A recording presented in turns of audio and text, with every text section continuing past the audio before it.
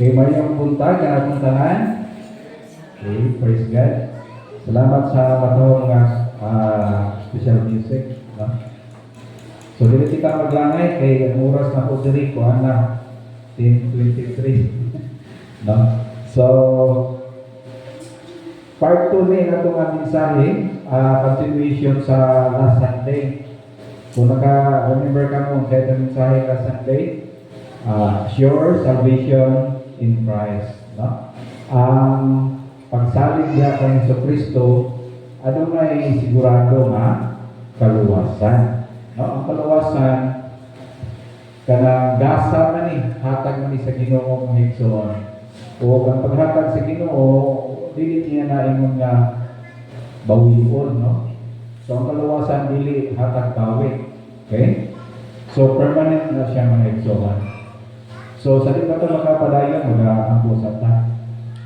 Ginoong Diyos, sa mga tulong sa kami sa imong mga pulong, nagapangamuyo kami, nga giyahi, tuloy kami, sa tabang sa imong Espiritu Santo. Nagapangamuyo kami, Lord God, nga imong mga pulong, masabtan sa yano, o masuti, matudlo Ginoo, nga matagusa, makadawat sa mga panalangin ninyo Diyos. Kami nag-ampo, nag-panugyan, in Jesus' name. Amen. So, review lang nakadali, part 2 man no? Sa ato natunan sa miyagi, kung sa may atong mga pagkukuranan, ano may unta na naalagi, sigurado ang kaluwasan kang diha kang Jesucristo. So, may unta because of God's unchanging promises, no? Kanya, isumpay natin po diri ang Christ finished work. So, gisaad si Ginoo na eternal life. O niya ko nato kung dito na ang gihimo ni Jesus Christ sa cross of Calvary, kuwan kato, dili to partial na gihimo ni Jesus. Complete kato ang pagbayad niya sa mga sala nato mga igsoon, no? So, unang ingon kita nga God's unchanging promises and Christ finished work. Usa ka nakahatag kalig-on nga sigurado na ang kaluwasan. Sunod sa atong natunan, i-mention nato ang Holy Spirit, no? So the witness of the Holy Spirit, o dito ang iyang siling, ang iyang siya ang kasiguruduhan no, nga patinga or silyo, and our union with Christ. Ang atong panagiusay ng Jesucristo mong igsoon, no? So usaw-usab ka na nakahatag ka na ito kasiguruhan nga iya na kita diya sa Ginoo, no? And ingon nato sa miyagi, Christ ongoing intercession and perseverance mga igsoon.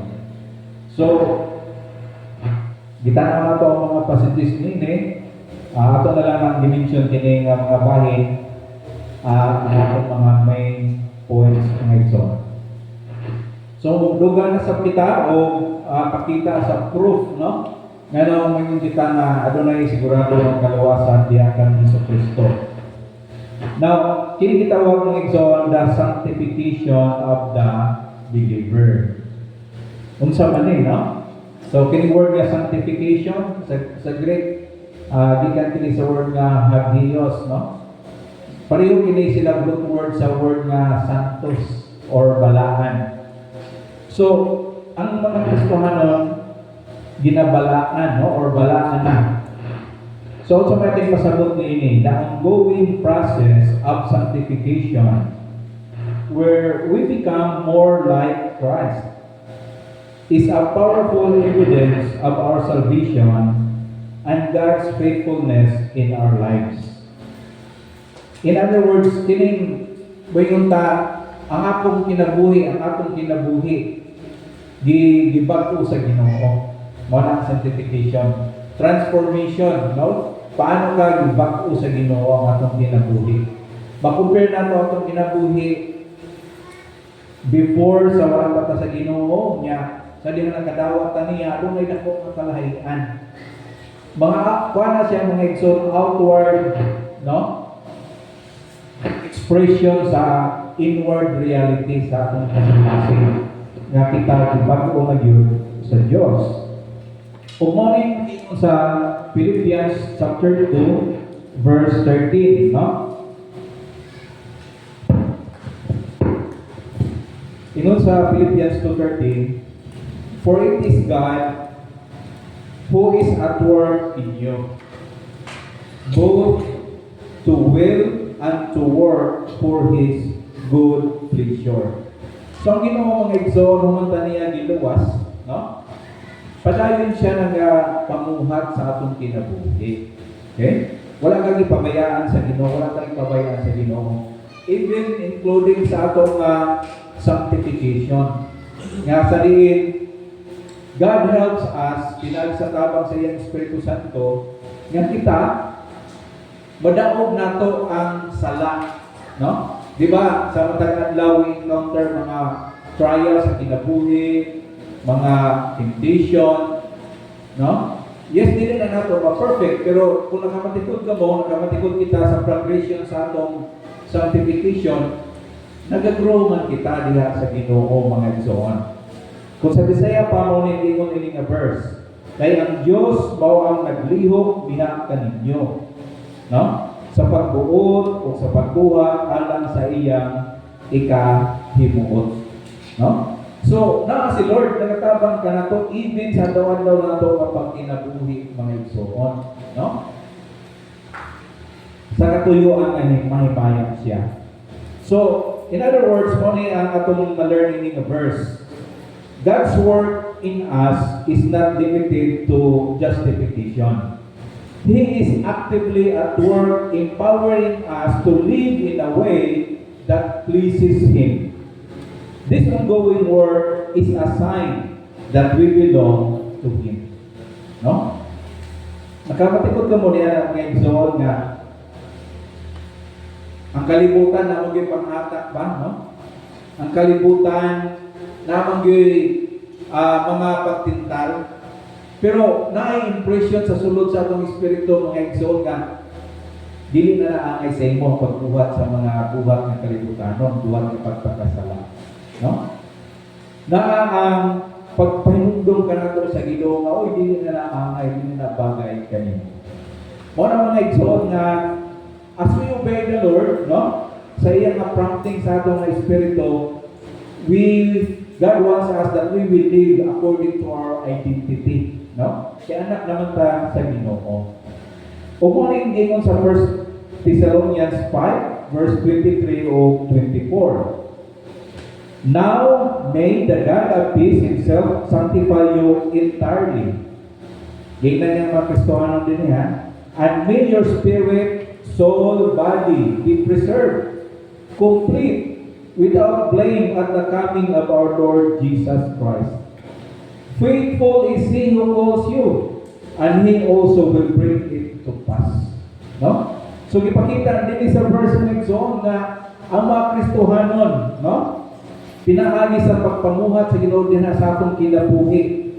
Ang mga igsoon nga isulti ng daan, God will present us complete, no? Without blame or blameless. Hindi ka po niya ni Ginoong Jesucristo. O kung sa may commitment tayo sa Ginoo sa iyang mga katawhan, faithful is He who calls us, and He will also will bring it to pass. No? So kining pagluwas sa Ginoo mga igsoon sa iyang mga katawhan, no? Iyan ni kumplituhon, no? Ang Ginoo dili pareha natong tao sa ay maayon ta sa permiro. Kung natay mga buhat, maragana pa, pero magkadugay, magkalaay. May tadi na nako ng tiwason. But not with God, mga igsoon. Ang Ginoo ang commitment sa pagluwas ka nato, He will complete it until the end. Yan naman until the end man. Kaya promise sa Ginoo kaluwasan nato mga igsoon. Dili lang ang atong declaration nga na matarang tao, we are justified sa nang ituutang ng Jesus. Ang completeness nini is when God will give us a glorified body, kinatong lawas, sa tagang lawas, nga dili na mamalatyon, no? Lawas na mamahimayakon. Partly sa salvation nga gi-promise sa Ginoo mga igsoon, no? Ug yung nini nga verse, He will bring it to pass, no? Himuon yun na sa Ginoo, hindi nga iyang gisulti. So what we can learn? So God's faithfulness guarantees that the process of sanctification will be completed and we will be preserved until the day of Christ's return. Nagatuogan kita na inigitawag Christian preservation, no? I-preserve ta sa Ginoo mga igsoon. Or kung ta sa English, Lordship preservation. Ako preserve na ito mga igsoon ang Ginoo. You are not preserving your salvation. Kisay ka preserve, kanato ang Ginoo mismo. No?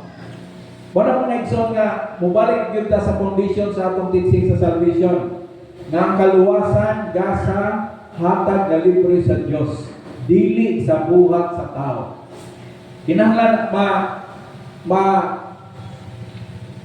ang atong nahon kasing-kasing mapundar yun ang kamaturan mga igsoon. Kaya naaninindot ng mga implikasyon sa atong kinabuhi, no?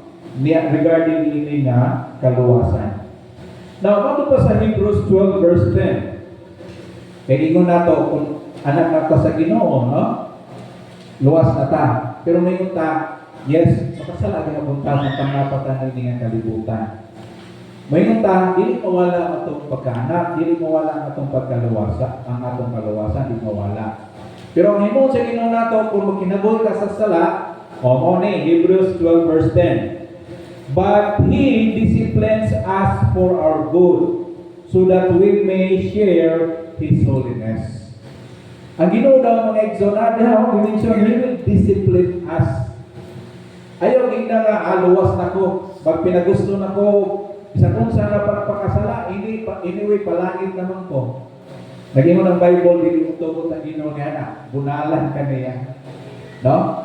Anak ka sa Diyos, kung magbinuang ta, no? Pag kinabuhi ka, nga dili uyon sa pagbuot sa Ginoo na ang iyang bunal mga igsoon. Kung sa Bisaya, imo niya ni, no? Kay sila, bahit tungkol ni sa i-compare nila ang pagdisiplina sa ginikanan ng katawan o ang disiplina sa Diyos. Kay sila nagpantong kanato sulod sa bubong panahon lamang, sumala sa ilang ipagkamaayo o ng ginikanan. Pero ang Diyos, sa apan siya, nagpantong kanato alang sa atong kaayuhan, aron kita makaambit sa iyang pagkabalaan. So, ang dalan nga pasubayon sa mga katawan sa Ginoo, kining dalan nga sanctification or pagkinabuhi nga balaan. So, muna nga adunay pagbunal. Kumulihis ka sa dalan, anak sa Ginoo, no? Kristohano na ka. Bubackslide ang Kristohano, pagkinabuhi sa sala, ang himong sa Ginoo mga igsoon, iya ang bunalan. Usa ka na kapag timailhan, no? Nga anak ka, yun ay sa Diyos. Kaya ang anak sa Ginoo, ginabunalan sa Diyos. Kung siguro, tingali, matapusan ka na ito, pasultihon, baka imong yun na naagin tayo mga experiences sa aning mga igsoon, na kita gibunalan sa Diyos. So, kaya wapong tabunalan sa Ginoo, awas yung nagpatuyan o taritong kinabuhin sa pagpakasala. Di ba? Pero sa dahil, gibunalan ta sa Ginoo, naka-learn ta. Nangayon na lang pasayado sa Ginoo, ibalik ta sa sakto nga dalan mga igsoon. So, mao na ngayon kita nga kining pagpanabaho sa Ginoo sa atong kinabuhi. Usa na kailangan nga anak ka sa Ginoo, luwas na ka, no? Kay makita nato ang difference sa atong kinabuhi mga igsoon. So karon padayon ta sa sunod nga point nato. Kini gitawag the security of the sheep, no? Kita nga mga tumulo sa Ginoo, gitawag kita nga mga karnero sa Dios, no? Ang ating pasabot mao ni Jesus' analogy of the good shepherd highlights his protective care and ownership of his sheep, ensuring that they are safe and secure in his hands. No? Siya atong good shepherd, kita yung mga karnero, no? O na mga igsoon ng iyang protection alang sa iyang mga karnero. John chapter 10 verse 27 o 28, no? Kung sa may ingon, my sheep hear my voice and I know them. They follow me and I give eternal life to them and they will never perish. No one will snatch them out of my hand. No? Ganit la Sunday ato po nabasa kini nga verse ng Exodus. Gimension din nga atong amahan, no? Atong Ginoo siya ang atong nga ingon din siya ang atong magbalantay. Sa Bisaya, ang akong mga karnero ingon sa Dios mamati sa akong tingog ug ako nakaila kanila ug sila nagsunod kanako. Ako naghatag kanila og kinabuhi dayon ug sila dili gayon malaglag. Ug walay sinisan kinsa nga makaagaw kanila gikan sa ako kamo. No? Mao na ang the good shepherd mo nagsoon. Anak, no? Ta sa Ginoo, karnero ka sa Dios. Mao na nga ingon sa promise sa Ginoo, no one will perish. Walay malaglag kanila, no? Ginahatagan ko na sila og kinabuhi dayon, no? So, mother na ito meaning a verse that Jesus' relationship with His sheep is personal. Manangin diha, I know them. Unya, protected. Manangin diha, no one will snatch them. O kung sa kanong ini eternal, they will never perish. Mao na mga igsoon ang commitment no sa good shepherd alang sa iyang karnero. That's why sa 1 Peter 5:7, casting all your anxiety on Him because He cares for you. Sa Bisaya, itugyan na ito kaniya, no? Diya sa Ginoo ang inyong tanang kabalaka, kay siya nag-atiman man kaninyo. The same way, so, ang atong Ginoo, siya nag-aatiman kanato, no? O kung sa mga kapag-atiman, kung malaglag na dahil ang iyang gi-atiman, sa nakaklase nga nag-atiman, no? But remember, mga igsoon, ang Ginoo, siya nag-atiman sa iyang mga karnero.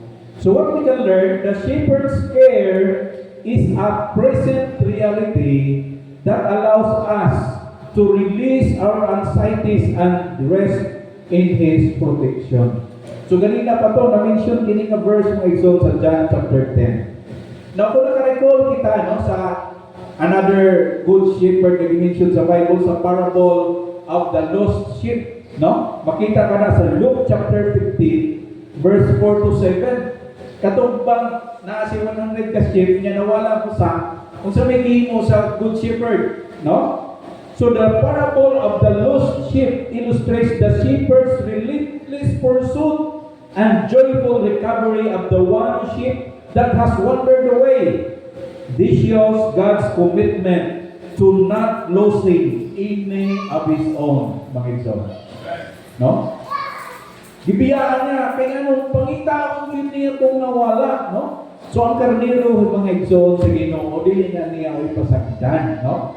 Iya yun na siya nga i-rescue, no? O iyang na iyang protection. Sunod, dirita sa sunod nga punto na to. Nga nung mong kita nga, doon ay sure na salvation ng Jesus Christ, kini kitawag the unbreakable nature of God's sovereign plan. Tanaw na ito ni ang mga plano sa Ginoo mga igsoon kanato. Ang point na ito mo ni, God's plan of salvation is sovereign and secure from beginning to end. Those He chooses, He calls. Those He calls, He justifies. And those He justifies, He will glorify.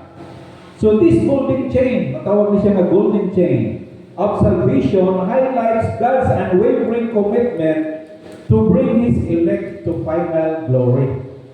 So na ano, gan Ginoo mga igsoon, yes, nagapili siya. Ang mga gipili niya iyang gimatarong, ang mga gimatarong niya mga igsoon, iyang isaaran na sila, He will glorify them. Makita kini sa Roma also 29 versikulo 30. Imo dinhi, for those whom He foreknow, He also predestined to be conformed to the image of His Son, in order that He might be the firstborn among many brothers. And those whom He predestined, He also called. And those whom He called, He also justified. And those whom He justified, He also glorified. Ang Ginoo noon ay kita sa tenses ay past, present, future. Kung ikaw ang Ginoo nagpili sa past mga igsoon, ang mga minto, mao ning mga gimatarong sa Ginoo. Ug kung sa sulod daw nga may tabo nila, iya silang paghimayaon, i-glorify, no? Mao na ang ending mga igsoon sa salvation, our glorification, no? So kumpleto na ang Ginoo. Mao na atong gisulti ganina bago lang nga ang Ginoo kumpleto ang iyang gihimuan kanato, no? Although kita nagulat ta kay future pa man ang atong glorification, pero sa mata sa Ginoo, dili man ang Ginoo cover sa time. Mao na nga ang gigamit ni no, glorified past tense na. Humana sa part sa Ginoo mga igsoon, humana, no? Pero kanato wala pa kay nagulat pa man ta sa time niya. Pero in God's perspective, mao na mga igsoon katong kaluwasan. According to God's perspective, hingon din nga verse, past tense, no? You are glorified. No? Humana sa mata sa Ginoo. So, muna na itong ma-learn in the passage. This powerful sequence assures believers that God's work of salvation is a complete, unbreakable process from eternity past to eternity future, guaranteeing their ultimate glorification. No? Muna mga igsoon nga dili nato ikumpara, no? Ang atong pagtanaw ining kaluwasan, tanawon dahil nato atong kaluwasan sumala sa pagtanaw sa Dios sa iyang isulti dinhi sa iyang pulong nga kita, we are already glorified before God, no? Nagulat na lang gyud niya ng pag-abot ni ana katakna, pero sa Ginoo nakaibalo naman siya, no? Sa unahan, what will happen? We are glorified. Now, kini abang ikanta Jude 24:25, di ba? Pero minatong ikanta kada Sunday. No? Now to Him who is able to keep you from stumbling and to present you blameless before the presence of His glory with great joy, the only God, our Savior, through Jesus Christ our Lord, be glory, majesty, dominion, authority, before all time, and now and forever. Amen. Kung sige sulti daw nini nga verse, atong bisayaon, karon ngadto kaniya nga may gahom, unsa ba no? Ang Dios ni sa pagbantay kaninyo gikan sa pagkapukan, o sa pagpasundayan kaninyo nga walay buling diha sa atubangan sa iyang himaya uban sa dakong kalipay. Ngadto sa bugtong nga Dios nga atong manluluwas, pinaagi kang Hesukristo nga atong Ginoo, ang himaya, pagkahalandon, pagmando, kagahom sa wala pa ang tanan kapanahonan ng karon ug hangtod sa kanturan. Ang Dios daw ayan, yun siyang pasidugan himayaon mga igsoon ingon sa verse 25. Nganong ingon naman, dapat kita magkalipay. Kay ingon sa verse 24, ang Dios, no? Sa punong ingon diha, ang iyang gahom, no? May gahom siya sa pagpantay nga dili kita mapukan. Ug unsa pa? Kita iyang ipasundayag nga unsa puno, walay bulig diha sa iyang atubangan. So nganong wala man tay bulig mga igsoon? Di ba? Kita moingon man ta ang tao makasala, no? Kita nagdawat ta ka Jesus, makasala ka. Pero ang teaching mo sa Bible mga igsoon, ang righteousness ni Jesus, no, ang iyang pagkamatarong, maoy gitawag atong maangkon, no? So ingon na, humanta nagtuo kang Jesus Christ, gipasaylo atong mga sala, bayad na ang atong mga sala. Dili lang diha kutob mga igsoon. Ang implication ng pasabot, si Jesus Christ, ang iyang pagkamatarong, iya sa nagihatag kanato. Mao na ingon din nga passage, ipresenta niya kita di Jesus Christ, no? Nga sa puno, walay bulig diha sa iyang atubangan. No? So you are complete, no? Tungod ka na kang Hesukristo mga igsoon. So leading the verse, this verse explicitly states God's ability and intention to keep believers from stumbling and to present them faultless before Him, emphasizing His preserving power mga igsoon. No, nabihang iyang power sa atong Ginoo. Now sa Dili kita atong tanawag ka Dios ang kini gitawag mga common, no? Common nga doubts or napuntay ang mga misunderstanding meaning nga kasiguruhan sa kaluwasan, no? Kay mo na nga atong dapat ma-learn. Assurance mga igsoon is rooted in objective truth, not subjective feelings. Di ba kung naka-remember ka mo, last Sunday, na-mention din nato ako ng naisgutan. Pero ako ni Bituyo nga, ibalik na ito mga igsoon. Kini nga itong kaluwasan na i-mention sa Bible, no? Gikan kini, gumikan kini sa gitawag objective truth. Kamaturan sa Word of God. Dili sa atong ipamati, no? The feelings nga atong ipamati at that time. So yun aning ang bot nato ipasabot. While the Holy Spirit provides an inner witness, assurance is fundamentally based on the objective facts of God's Word and Christ's Word, not on fluctuating emotions. Feelings can be unreliable. God's promises are not. Kung nakarecall ka mo, mauna yung atong i-highlight sa first point last day, mga igsoon. So, bato pa sa Roma 3:4, let God be true, though every man be a liar. Kung gisulti sa Diyos, tinuod na.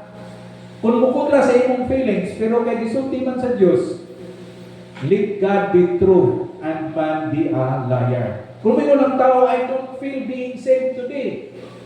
Ngayon lang sa Ginoo nga nagtuo sa iyang anak na si Jesucristo sila luwas. So asa man karoy atong basihan ini nga kamaturan? Siyempre ang Word of God. Kaya mo sa pulong sa Ginoo, let God be true and man a liar. No? So our feelings or doubts do not negate God's truth, mga igsoon. No? Even if we or you don't feel saved, base nagkahimo kang atraso sa Diyos, but the truth remain, mga igsoon, nga na ang kaluwasan. Diba? 1 John 5:13, ato na yung nakita last Sunday.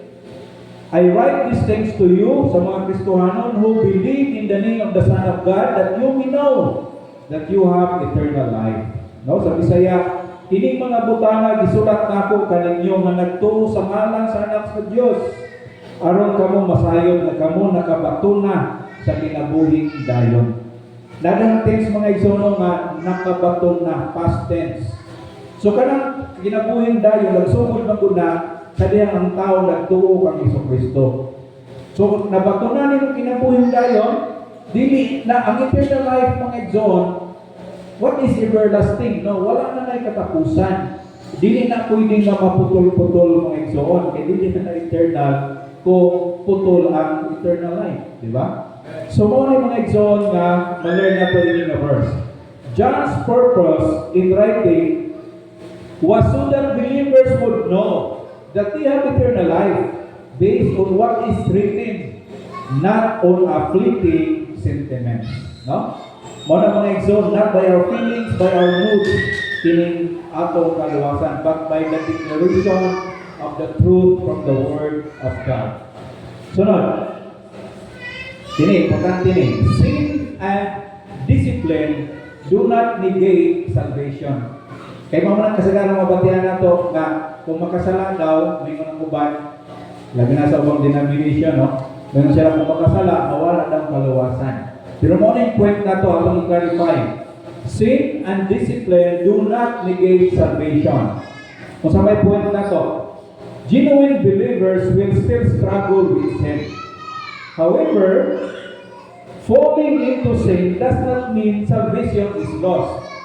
Instead, God as a loving Father will discipline His children. Kung kasama ng context sa Hebrews chapter 12, verse 5 to 11. This discipline is a sign of His fatherly love and our true sonship, not a sign of rejection. Kung mo kasama ng eksona ang Hebrews chapter 12 about the discipline, no? Tanaw na ito ang portion, versikulo 6. Kung sige mong sa versikulo 6, for the Lord disciplines the one He loves and chastises every son whom He receives.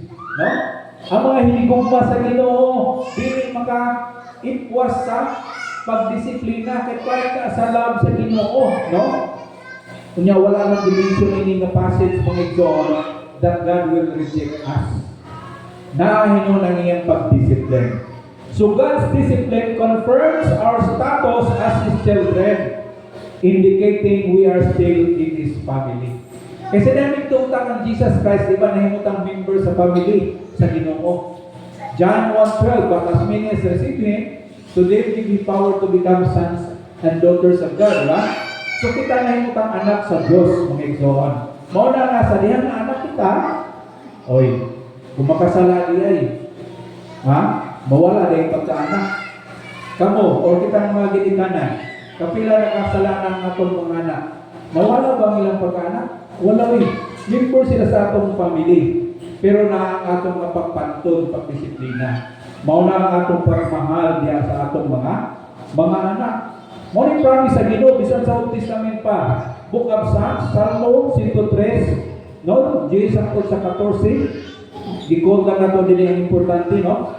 God does not deal with us according to our sins, nor repay us according to our iniquities. For He knows our frame. He remembers that we are dust. Ang Ginoo nakahibalog gid siya kanato nga kita nga mga linuwas niya, no? Makasala pa ta kahibalo ang Ginoo niya na mga igsoon. So, unsay ba learn nato ni nga verse? That God's grace and compassion are greater than our failures. Ha? Nagpasulabi yun mga igsoon ng kaluoy yung grasya sa Ginoo labaw sa atong mga kakulangan diha sa Dios, mga igsoon. So atong isang mga isno atong na-learn, no, wala na tayo time, good. Pero mo ni the proof of assurance of our salvation rests firmly and entirely on the unshakable person and work of Jesus Christ. Sunod, it is founded on God's faithful promises, made certain by Christ's finished work on the cross, while He perfectly atoned for sins and secured eternal life for all who believe. Tanan-tanan, wala kayo una-unaon pa sa inyong kaluwasan. Sagot na tanan ni Jesus Christ, mga igsoon. That's why ito na nato na the finished work of Jesus Christ. Sunod, the truth is powerfully confirmed by the inner witness of the Holy Spirit, who indwells believers and unites them to Christ, serving as a guarantee of their future inheritance. So muna na-mention nato last Sunday ang the Holy Spirit. No? Furthermore, Christ's ongoing intercession for believers before the Father and His active preservation of them provides continuous security. No? O sige mo ni Jesus kuno karon, tuaman siya dito sa tapat sa iyang amahan.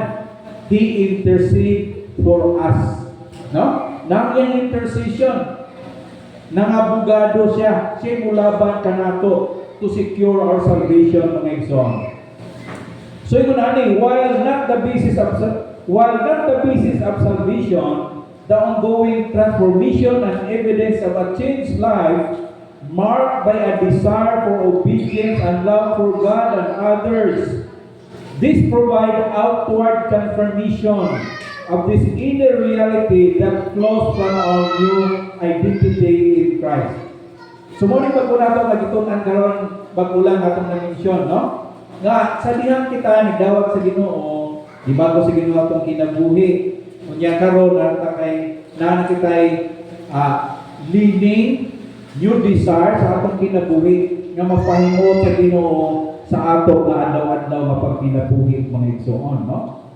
So finally, understanding that assurance is built on objective truth, that God's discipline confirms His fatherhood, and that His sovereign plan is unbreakable.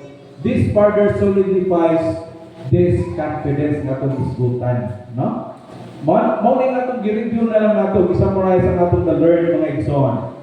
So, by trusting in Christ's finished work, observing the Spirit's activity, recognizing Christ's advocacy, seeing their own spiritual growth, no, ang atong spiritual growth, and resting in God's sovereign preservation, believers can walk in profound confidence and peace regarding our salvation, knowing that God is faithful to complete the good work He began in Christ Jesus. No?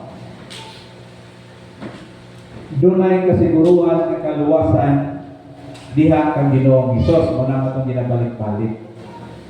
Although wala na tayo tayong mga igsoon, I don't know, in some time no, sa atong mga mensahe, gusto na ito ihatagang pagtagad, no, ang naamgoy mga verses nga gigamit po sa uban, nga mayroon sila, awan nini nga verse. Di ba, gimension nini nga verse nga mawala-wala man yung salvation, sumala nini nga verse.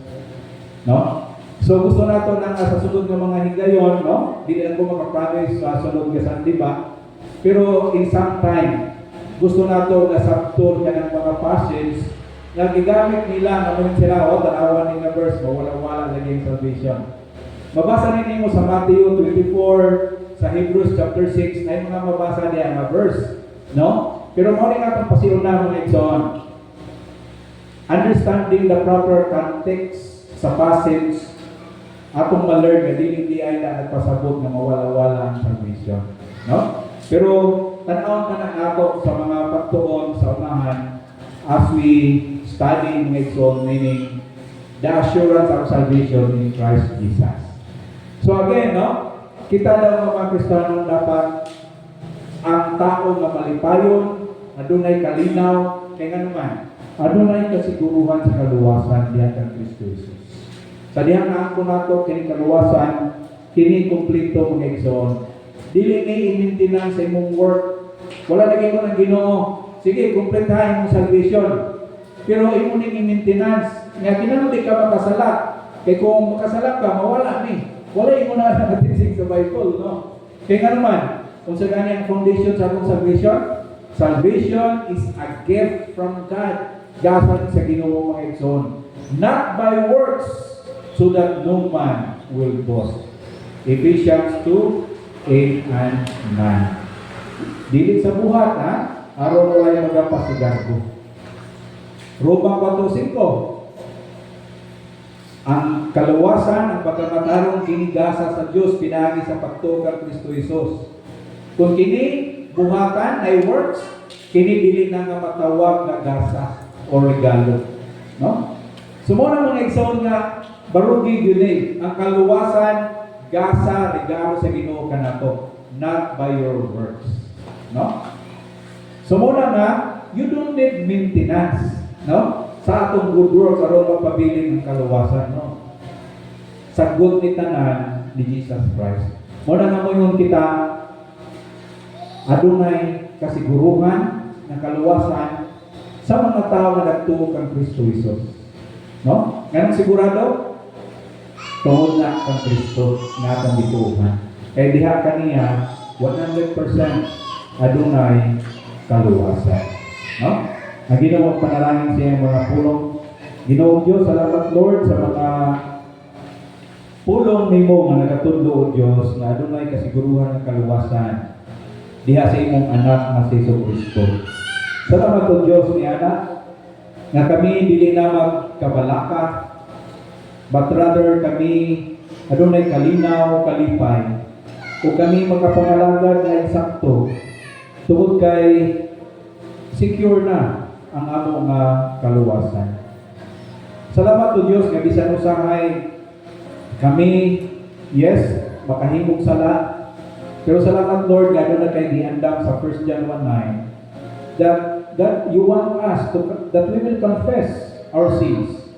O nagsaad ka Ginoo that you will cleanse and forgive us from all our unrighteousness. Salamat niya na Lord sa imong faithfulness sa among kinabuhi, na sa among pagkaanak, yes, usahay napasaway kami, pero lang ang imong gugma, imo kami ginadisiplina. Nag-remind ikaw na mo na imo kaming mga anak, o bilin nimo itugot, nga kami mapahitong pawak, magkinabuhi, maglunang sa sala nini ang kalibutan. Salamat Ginoo, nga we are already complete, glorified. Sumala sa imong pagtanaw sa mga tao nga nagtuo kang Kristo Jesus. Dalay mo ikaw sa walay katapusan. In Jesus' name, Amen.